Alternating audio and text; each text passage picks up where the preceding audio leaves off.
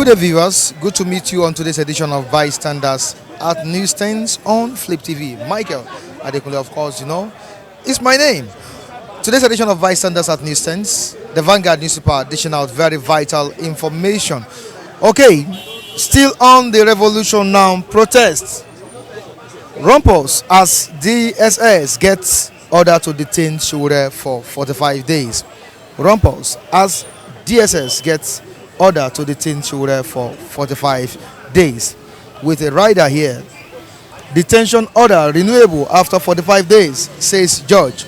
Detention order renewable after 45 days, says judge. Afenifere Ohaneze Pandef Oshitokun Gbagi. Flay court rolling. Afenifere Ohaneze Pandef Oshitokun Gbagi. Flay court rolling. It's bad news for genuine democracy. That's what the popular lawyer Ozekome is saying. It's bad news for genuine democracy. That's what Ozekome is saying. Proponents of forceful takeover of government, enemies of Nigeria, says APC. Serap 6 UN intervention over attacks on journalists and protesters. Serap 6 UN intervention over attacks on journalists and protesters. Buhari doesn't hear Nigerians, says Shure's lawyer. Buhari doesn't hear Nigerians, says Shure's lawyer. All right. Declare security emergency in Nigeria. That's what Wole Soyinka is telling Muhammadu Buhari. Declare security emergency in Nigeria. Wole Soyinka is saying this to President Muhammadu Buhari. Killing of policemen by troops in Taraba. Police accuse army of lying. Killing of policemen by troops in Taraba. Police accuse army of lying. Of course, the clash between the army and the police force is still going on. Nigeria inching towards a second civil war, says Professor Akinteniwa. Nigeria inching towards a second civil war, Professor Akinteniwa. Amnesty International issues travel advisory on America. Amnesty International issues travel advisory on America. Okay, let's move down to another paper here, which is The Nation newspaper. And what's The Nation saying? Police army clash over slain officers, civilians. Police army clash over slain officers, civilians. Kogi Deputy Governor Achuba suspended. Kogi Deputy Governor Achuba suspended. Why there is insecurity challenges by Buhari? Why there are security challenges by Buhari? Why there are security challenges by Buhari? Okay, these are the stories we have on the front pages of The Nation newspaper and Vanguard newspaper. Let's join our reviewers for more reviews. I'll be right back.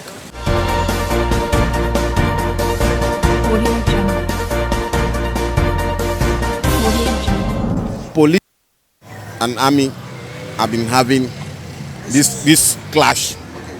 Which one is being recognized as the force? Which one is being recognized as the one is law enforcement agent?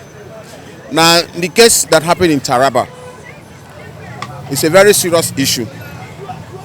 Now, I keep on saying that police actually exaggerated kidnapping in Nigeria.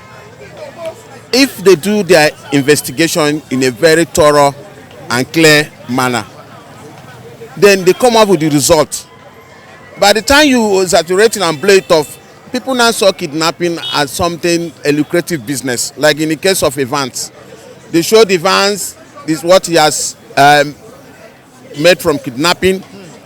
They showed his exotic house, they showed his cars and so on. People say, oh, this is very lucrative. What are we waiting for? You kidnap somebody, then you go there, they give you 200 million or 100 million, so on, instead of doing your hard work. So one way or the other, police exaggerated this issue of kidnapping. I know that the police there have been making tremendous effort to see that they cover kidnapping, but they should try and apply strategy. It baffled me that the 3 policemen, policemen that are well grounded. The policemen that work with Abakari, were shot. The two of them were shot, and the kidnapper himself was let free. And for the army to say they had a distress call without even to know who called you, and shot the 3 policemen there, and then the kidnapper now left. This is a question which army should tell us. It's something that the president has to go in and unravel it. They have ends in all this. Number one, if they did not do anything, those working in police, it would actually kill their morale that whatever they are doing, they will be killed. But if they come out with the killers, the army, those soldiers that did this dastardly act to them, now it will not boost their morale that whatever that happened to them, they will find the solution. But in this case now, the main kidnapper is no longer there again. No, I don't. As I'm speaking to you now, maybe he might have left the country or is in the country. So I'm urging, calling to see to it that this kidnapper is being caught, and to see that the police effort are not being wasted, and then the army should make serious that those people should be caught and question them. How come they had this distress call? They should go to the whatever call, whether MTN or Glo or whatever it is, and find out who made that distress call, so that the person, the culprit might be caught, so that we can stop this kidnapping and banditry, because it's affecting the nation. It's giving this nation a bad name. Right now, Lagos is overpopulated because of this bit of security. What could bring investors to come? Number one is security. Number two, enabling environment. Number three, that you have those who are vibrant, they want to work. Many graduates are on the way. You can pay them. You can't pay them because you don't have anything coming in. Government should try to unravel these things so that we can begin to have peace and harmony, balance in this nation. Over the years, army and police have been in loggerhead. They have not been in good times, and it seems they've not been working together. Now, what do you think is wrong with these two M's? I think the police and army issue is just a good thing. Understand me? It's a good thing. And two, it's like a piano. You have 2 keys there. You have the black, you have the white, and they complement each other. The black key cannot superimpose the white key. The white key cannot superimpose the black key. And so police should work like that. So all the whether the military or police or whatever, they should complement each other to work together. They should talk to them. They should not be fighting. What are they fighting for? They're working on a particular goal. The goal is to maintain peace and harmony. What's happening is Ogo trip. But don't you think some of these soldiers are working end to end with these kidnappers? Because this morning I read it that 3 soldiers or so were arrested on this same issue. Yeah, you can't just conclude.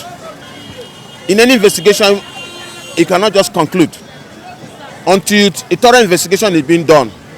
You may be surprised that they may just do the thing out of overzealousness. You may be surprised that they are connected to the kidnappers. But the question is, why was the kingpin freed? Yeah. Why was he freed by the soldiers? Same question you asking me why nobody actually knew who freed the kingpin. What you heard that the 3 policemen were shot by the police because they had distress call, and so you can know that most of all these kidnappers, most of them have been ex-soldiers. They have military training and so on, and then they might have hidden themselves in the course of this shooting, and the thing did not touch them. But more, the same question you asking me, that's the question that is baffling me, that the kidnapper who was handcuffed was let loose. So we need to find out this thing so that we can conclude our investigation. For me to say the police, the army are connected, I cannot just say it now.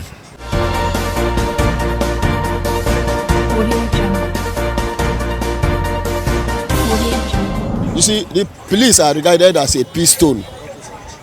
They are stone, but it's peaceful stone that cannot kill.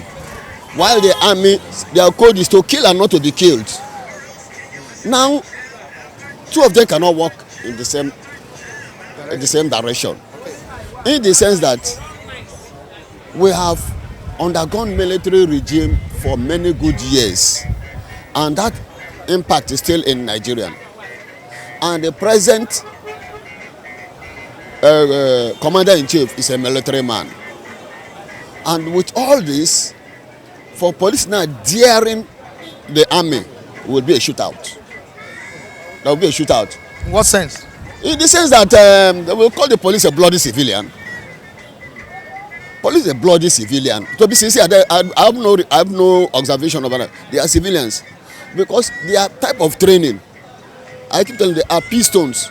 They are to mind the civil aspect of the citizenaries. Don't you think that word bloody civilian is downgrading? No.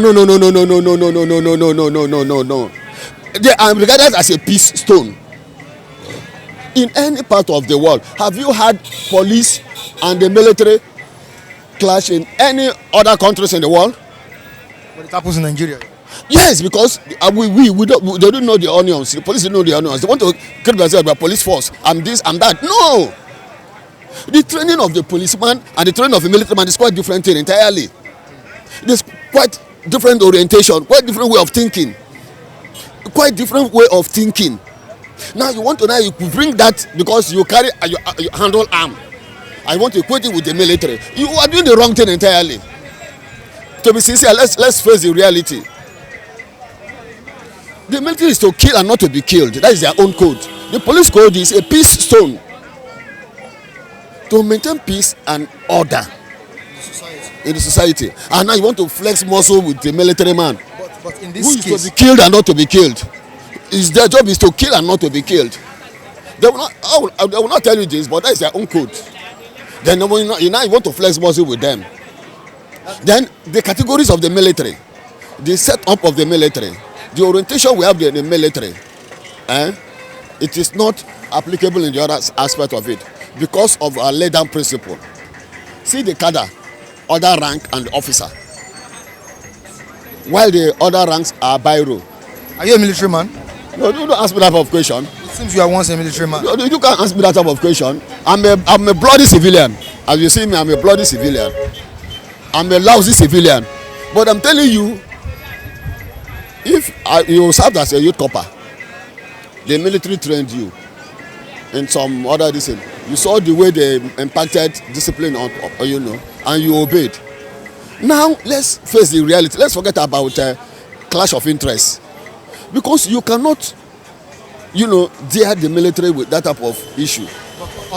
In this aspect now. Yes, because when you say they want to free kidnappers, whereby the military is against that issue, seriously, military is against it, and the police are bringing allegation, unwanted allegation, uncalled for. The military will just scrape them. What type of allegation is that? How can they free a criminal? It is not done. Listen, the military are very, very disciplined. Let's forget about Nigerian sentiment. The military are very, very disciplined. Now you want to lure them into rubbish, my friend, it will not be okay for you. But are you telling me that the police does not have that right to ask questions when they see something wrong? To the military? Yeah. When they are more disciplined than the police? Yeah, in democracy. What democracy? We are not doing the right democracy. It's a copied one. I started by telling you that this country has been run by the military. What type of democracy are you running? Is it your designed one? Is it not by the military? Who said the constitution for you? Is it not the military? What are you talking about? No, let's face the reality. What are we talking about? These millionaires, trillionaires we have in this country, who made them millionaires? Is it not the military? Security issue is an issue. It's an issue affecting the whole nation. This security issue you are talking about, if the military wants to cap this security issue, it's because there is, this and that issue. We have borrowed this. There was a time they kidnapped my auntie. All this for many years, and that led to her death. And when we have a general in the house, what will you do? We can't do anything now. Then now imagine that they are now accusing them in that type of a thing. The military will deal ruthlessly with anybody that will bring that type of rubbish to them. So you don't support the police? I don't support the police in that issue. Because you don't dare because the military also have suffered the same type of a thing. Usually a general was kidnapped and killed one time. What then do you have to call you're accusing the military? In conclusion, they made a wrong move. Yes, to the military. You don't ask the military, can you fire me? I will fire you.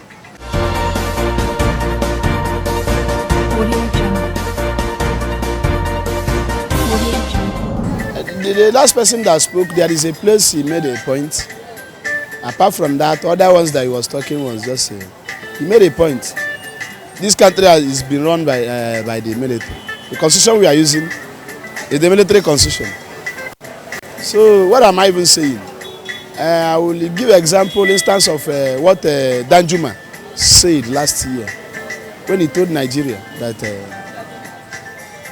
terrorists are inside Nigerian military. That even Nigerian military, they are part of terrorism. They are even the one that is aiding terrorism. But Nigeria overlooked that work and done that. But I believe in what that man was saying because Danjuma was once a general. He talks like as an insider. So for a general like him to talk, you know what he was talking about. I get my point. So when I even heard that the military were fighting police not to execute the kidnappers, I was not surprised. Why were you not surprised? I was not surprised because all this while, during the release of the Dapchi Girls of the thing, I heard that the Nigerian military even come out on paper, pages of paper, that they went and negotiated with the kidnappers of Dapchi Girls. The Nigerian military went and negotiated with them for their release, and later they were released. And we had it on paper, we had it on news that even when those people returned those girls, that they told their children not to return they told their parents not to return their children back to school. And we heard that all the military within that area we are withdrawn by the federal government, which is the negotiation in between them. We told all the military if they know that they will return the girls, which is the negotiation.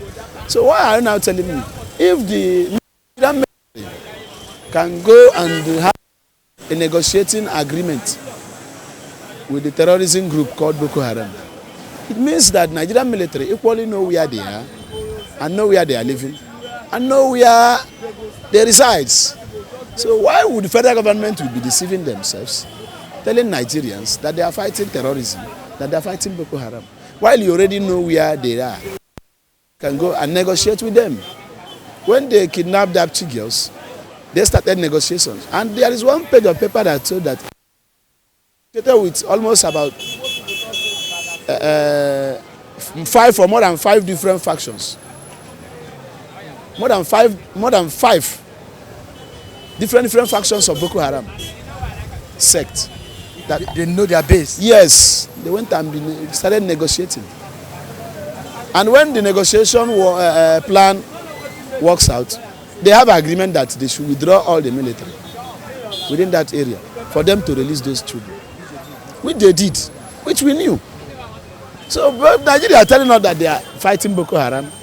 And if you watch what happened during that period, you now buttress the point of Danjuma. Now begin to know that what Danjuma said is true. That Nigerian military, because he indicted the Nigerian military, he indicted them as criminals. And they say they are going to investigate the matter. They are going to, in Nigerian military, there is politics there. There is tribalism there. There is corruption there. There is criminality there. There is nepotism there. And there is terrorism in there. So I'm trying to buttress the point of Theophilus Danjuma. Because he was once part of them before. So let us just stop deceiving ourselves, telling this and that. We are just beating about the bush. On this latest issue, this present issue of the kidnap, what can you sense from this issue? What can you sense that is going on? They said that, I heard one man saying that how can they say that somebody that they were handcuffed, the number that were handcuffed, run and leave away? They freed him. That's what the police said. Thank you. With all I have explained earlier, we know that the government is just deceiving themselves. He freed. He was left over. What are we trying to say? There is Boko Haram in Nigerian military. There is even herdsmen, banditries in Nigerian military. They are, and the Nigerian government knows about it.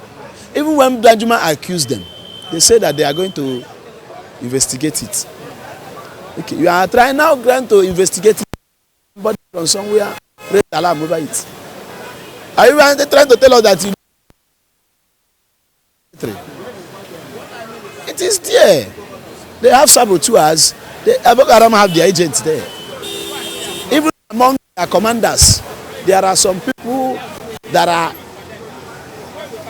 there for nepotism, tribalism, corruption, criminality, and terrorism among their leaders in the same military. So what am I now trying to say? Let us not just be deceiving ourselves. They don't want they just free.